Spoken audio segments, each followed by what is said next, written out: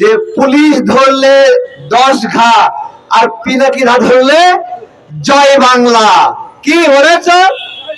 Police ধরলে 10 ঘা আর পিনাকি দাদা ধরলে জয় বাংলা। এবং কাঁঠাল রানীকে জয় বাংলা করে ভারতে পাঠিয়ে দিয়েছেন। যাই হোক, পিনাকি দাদার কথা যদি বলি, আমরা আন্দোলনের ভাষা কারো না কারো কাছ থেকে তো শিখি, তাই না? আমি শিখি একজনের কাছ থেকে, আরেকটা বই থেকে, আরেকটা বই থেকে, এইভাবে আমরা শিখতে থাকি। শেখ হাসিনা 2018 আগে এমন একটা রিজিম তৈরি করেছিল 14 পরে, যে মানুষ ফেসবুকে একটা লিখতেও ভয় পাইতো, কথা বললেও ভয় পাইতো। সেই সময় পিনাকি দাদাদের একটা কমিউনিটি ছিল, তারা সেই কমিউনিটি থেকে একটা নিউজের মতো একটা পোস্টার ছাপতো। পোস্টারের নাম কি? যাই হোক, সেই সময়ের কথা বলছি, যে সময় মানুষ সবাই ভয় পাইতো। আমরা যে কথা বলছি, কথা বলা শুরু করলাম, প্রতিবাদ করা শুরু করলাম, কি ভাষায় প্রতিবাদ করব, কিভাবে কথা বলবো, শেখ হাসিনাকে যে কাঁঠাল রানী বলতে হবে, এই বিষয়ে এই তাত্ত্বিক আলোচনাগুলো নিয়ে আসছে আমাদের পিনাকি ভট্টাচার্য দাদা। যে একটা ফ্যাসিস্টকে সবচেয়ে বাজে কিভাবে ডিফাইন করা যায়, যেটা গালিও হয় না, আবার গালির বাপ হয়। ঠিক আছে, তো ভারতীয় আগ্রাসন বিরোধী কথা বলছি। ভারতীয় আগ্রাসন বিরোধী প্রোগ্রাম প্রথম কে শুরু করেছে সেই বিষয়ে আলোচনা না করি, তবে আমাদের সম্মানিত আহ্বায়ক প্রেস ক্লাবে এটা শপথ অনুষ্ঠান করেছিলেন যে আমরা শপথ করছি আজ থেকে ভারতীয় কোনো পণ্য আমরা ব্যবহার করব না।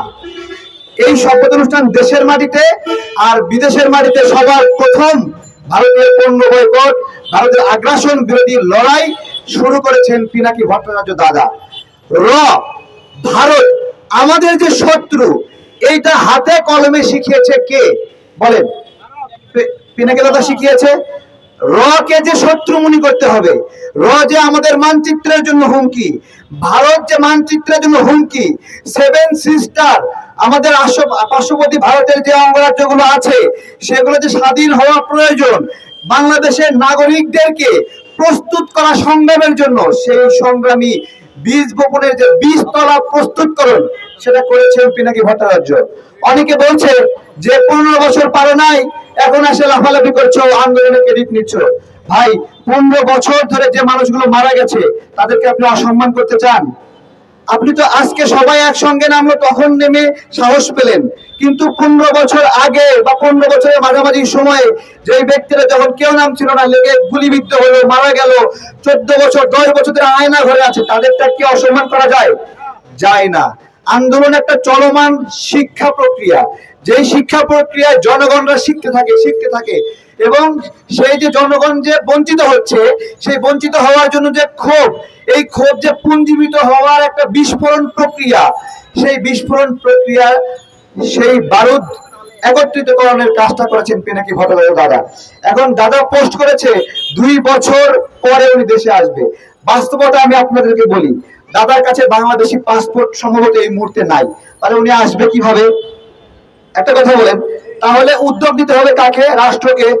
কোনো একটা চিঠির মাধ্যমে অথবা কোনো একটা আপনার হলো এনওসির মাধ্যমে, যেটা আপত্তি নাই, এই ধরনের একটা বিশেষ ব্যবস্থাপনার মাধ্যমে তার দেশে আসার সুযোগ রয়েছে।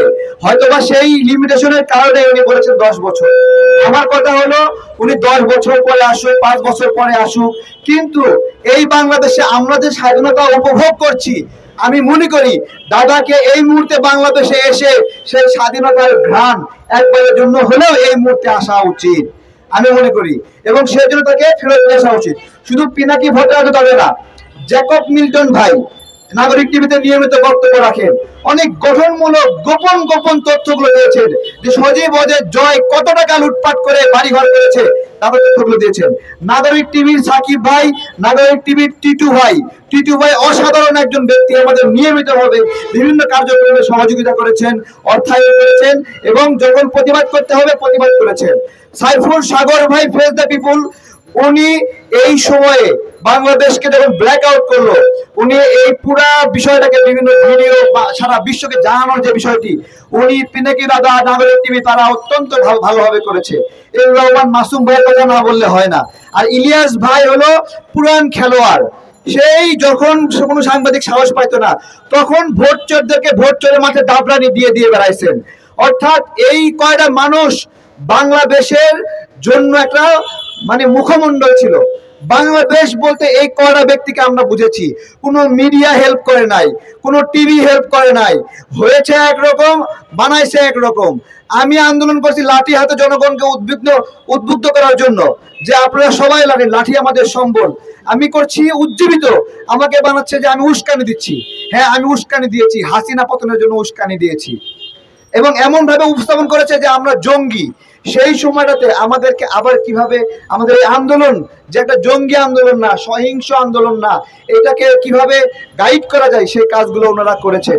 শুধু তাই না, এই যে অমুক থানায় মামলা নিচ্ছে না, একটা ছাত্র নেতা পোস্ট দিলে কতজন মানুষ দেখে, 100, 200, 500 মানুষ দেখে। কিন্তু পিনাকি দাদা সবাইকে পোস্ট দিয়ে বলে দিচ্ছেন যে আপনারা সবাই লালবাগ থানায় যান, সঙ্গে সঙ্গে সেখানে শত শত মানুষ চলে গেছে। অর্থাৎ মাঝে মাঝে মনে হয় যে পিনাকি দাদা না থেকেও বাংলাদেশে ওনার ছায়া সর্বত্র একটা বিরাজ করছে, যে ছায়া উনি ধীরে ধীরে ধীরে ধীরে মানুষের ভালোবাসা, মায়া, মমতায় চায়ের দোকান, টিভি সেন্টার, সব জায়গায় মানুষ বসে আড্ডা দিচ্ছে। পিনাকি দাদার ভিডিও একটা ছাড়িয়ে দিয়ে রেখেছে। এই যে ভালোবাসা, এই যে মমতা, যেটা ওনার একটা আন্দোলন সংগ্রামে গড়ে উঠছে, আমরা মনে করি দাদাকে এখনই দেখেন, এখন থেকে 2 বছর পরে, 1 বছর পরে এই আন্দোলনের রেশ আর থাকবে না। মানুষের অনুভূতি খুব দ্রুত মরে যায়, তখন পিনাকি দাদা আস্তে আস্তে হয়তো তাকে অনেকে কেউ উদযাপনও করবে না। আমরা চাই এই উদযাপন পিনাকি দাদা ছাড়া মিথ্যা, এবং আমরা ওনাকে এখনই চাই। সাইফুর রহমান সাগর ভাইকে চাই, তারপরে ইলিয়াস ভাইকে চাই, জ্যাকব বিল্টন ভাইকে চাই, এম রহমান মাসুম ভাইদেরকে চাই, তারপর কনক সারোয়ার ভাইকে চাই, দেলোয়ার ভাইকে চাই, সকল সংগ্রামী। আমাদের অনেক প্রবাসী বিদেশে বসে বসে গান লিখেছেন, সুন্দর কবিতা লিখেছেন, দেশে আসতে পারেন নাই, দেশের জন্য তারা অনেকে বলে পালিয়ে গেছে। আমি একটা কথা বলি, শোনেন, এমন এমন আনরেস্ট সিচুয়েশন তৈরি করেছে, এই যে আয়না ঘরের ভিতরে এমন অত্যাচারের এমন বিষয়টা, আপনি আয়না ঘর কিছু জানেন না, কিন্তু পিনাকি দাদা আয়না ঘর জানে। ফলে তার ভিতরে যে বিভৎস চিন্তা, সেখান থেকে উনি এখান থেকে চলে গেছেন, বা আরো যারা চলে গেছেন, এটা চলে যাওয়া না, তারা গিয়ে সেখানে নতুন উদ্যমে দেশকে সংগঠিত করেছেন। সুতরাং অনেকে এটাকে অসম্মান করে পালিয়েও বলেছে যে পালিয়ে গেছে, পালিয়ে গেছে। পালায়নি, পালায়নি। তারা বিদেশে থেকে কিভাবে সংগঠিত করেছে। 71 সালে যারা বিদেশে ছিল, যে সকল প্রবাসী ভাইয়েরা, তারা কি করলো, তারা বাংলাদেশের জন্য কনসার্ট ফর বাংলাদেশ আয়োজন করলো, একটা গানের মধ্য দিয়ে বাংলাদেশের মুক্তিযুদ্ধের জন্য অর্থায়ন শুরু করে দিল।